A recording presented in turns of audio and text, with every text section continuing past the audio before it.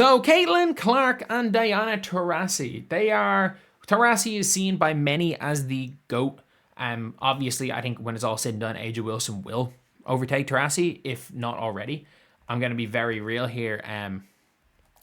Like Angel Wilson has, she's won more MVPs than anyone else. She's overtaken Lauren Jackson and I think Cheryl Swoops up there as well. She's won 3 titles and won as well in a time where we're not going to let revisionist history come in where she didn't have a super team, she won a title, which is incredibly impressive. That being said, Taurasi still won the GOATs, and the player that most resembles Taurasi in how they are in everything is Caitlin Clark. There's no ifs, ands, or buts about that. It is Caitlin Clark. Like, people are trying to say Paige Bueckers. No, there is not any personality similarities between Paige Bueckers and Diana Taurasi. There's just not. And like, ironically enough, Caitlin Clark kind of embodies all the positives and the negative qualities of Diana Taurasi. Because let's be real, like, as much as anyone wants to say certain things, like, Caitlin Clark's not a perfect person. Neither was Taurasi. They were both crash out artists. They have a similar mentality to the game. They have the mentality of, like, I'm trying to word this in a way that doesn't get clipped out of context, but they have the stereotypical mentality of a killer on the men's side of basketball, which is rare to see in women's sports. Like, as somebody, again, that's refed, coached both men and women, it's like, even there is a certain type of kind of aggression and mentality that if you see it on from a female athlete, if it's comparable to a high level men's athlete, you know that player, even if they're kind of a weaker player skills wise and they're younger, they're going to be unbelievable when they're older. But it's that type of mentality and aggression that they both have. Like, Angel Reese has it as well, absolutely. And the player that most embodies this for me is for the very, very niche audience. If you've ever grew up watching Lindsay Peet play basketball, like, there was a different level. There was just a different, like, not even a different level, but it was like her aggression and mentality meant that she probably could have competed against lads her age, or lads in, like, physically almost. And it's just due to aggression and stuff. And to a lesser extent, if from even more niche, if anyone ever played against Laura McGinley in Irish basketball growing up, in a very, very niche reference. But yeah, there is a mentality thing between the two of them that is so similar. And let's listen to what Grant Young has. He had got Diana Taurasi, asked her about wearing number 12, or whether she or Sue Bird had a hand in making it happen. And let's be real, I'd say Taurasi absolutely had a hand in making it happen. I'd say Caitlin wanted the pressure, and I'd say Taurasi was happy. And, like, saying that Paige probably didn't want the pressure is not a knock on Paige. They're different people. And I will say this very clearly. Paige fits in better than Caitlin. When in the comparison, Paige fits in better. Caitlin fits out better. There is not one similarity, and that's why they're so fucking good together. That's why Paige and Caitlin are so good together.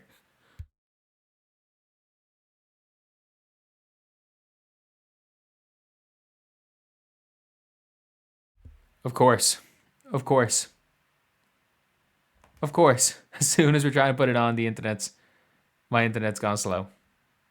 Of course. Take a listen here. Shout out Grant Young, by the way. Shout out Grant Young from Sports Illustrated.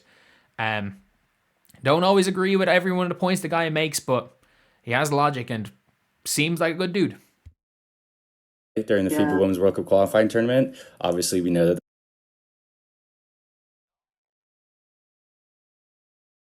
that number is very tied to you. What was your reaction when you saw that? I mean, it's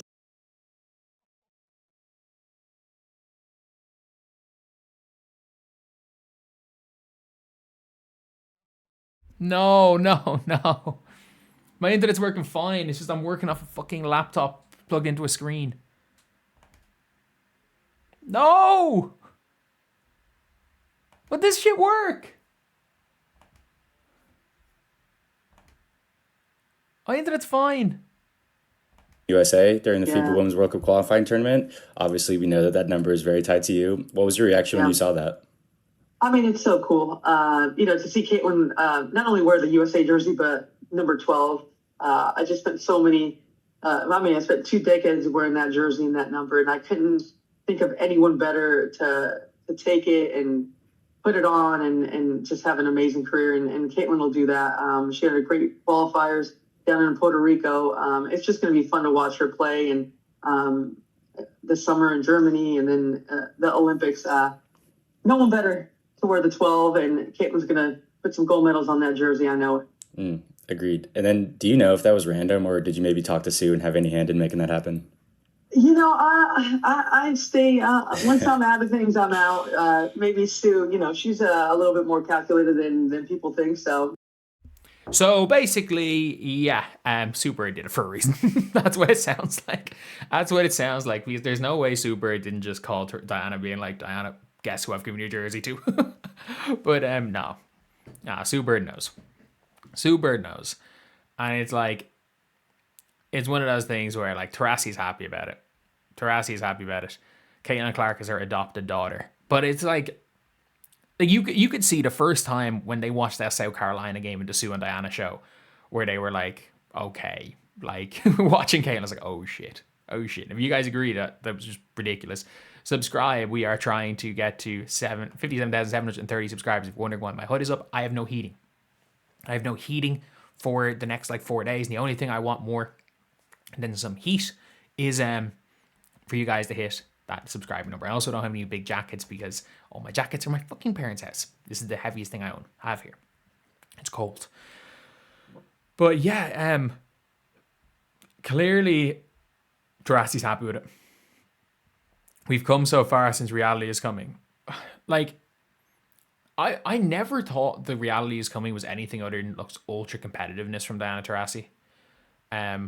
Because you saw that very first game.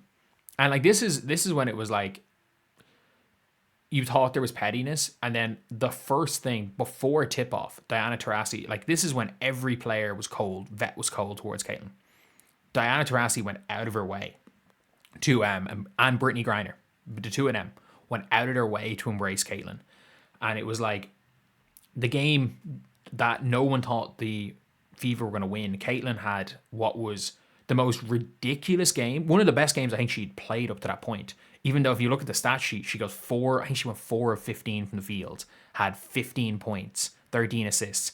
But the Indiana Fever went from down 10 to up 15 in a 6-minute spell, and Caitlin scored or assisted on every single basket. Caitlin played 8 good minutes in that game. She was 1 rebound off triple-double, but she played 8 good minutes. And in those 8 minutes were so good that it was oh shit. Those 8 minutes changed the entire game. And also, we can't forget, the Phoenix Mercury sacrificed Kalia Copper, and she shot 4 shots because she was full court pressing Caitlin. They were so confused with how to guard Caitlin Clark. They started Natasha Cloud on Leah Boston and blitz and hard switched every screen, and then let Leah Boston go to town on Natasha Cloud on the inside. It was mad. They had Brittany Griner guarding Alyssa Smith. There was some mad shit that they tried to run, but like it or not, DT is their runner. But it's straight from the goat's mouth.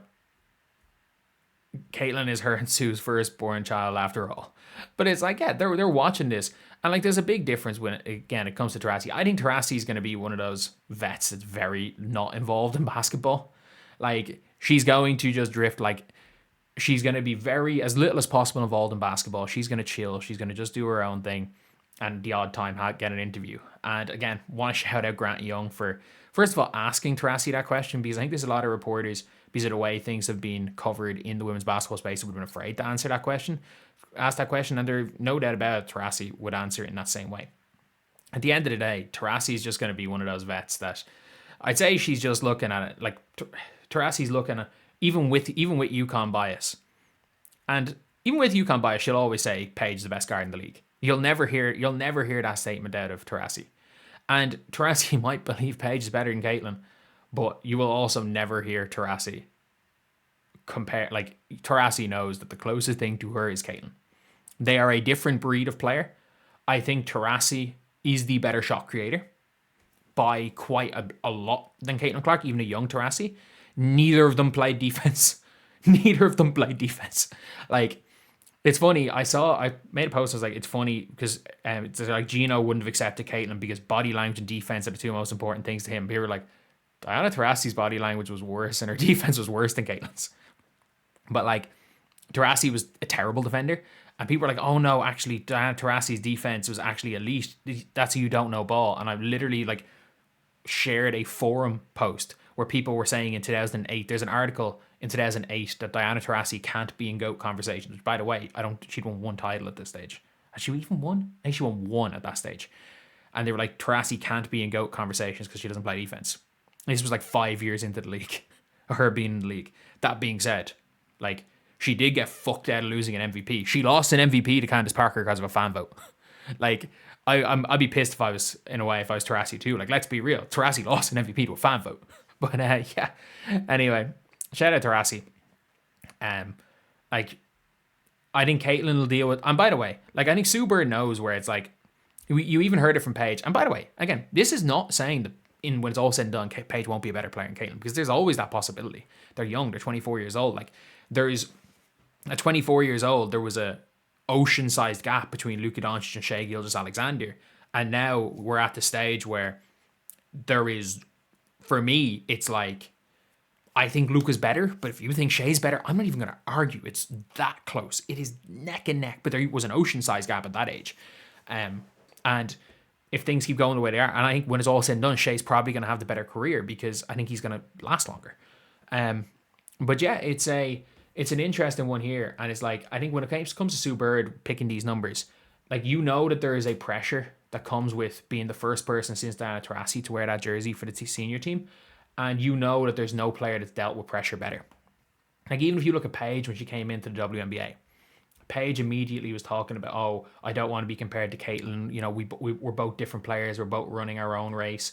Whereas Caitlin Clark walked into the WNBA and was triple teamed from game one and just continued to get better. So anyway, yeah, that's the video. Let me know what you guys think. I'll see you guys.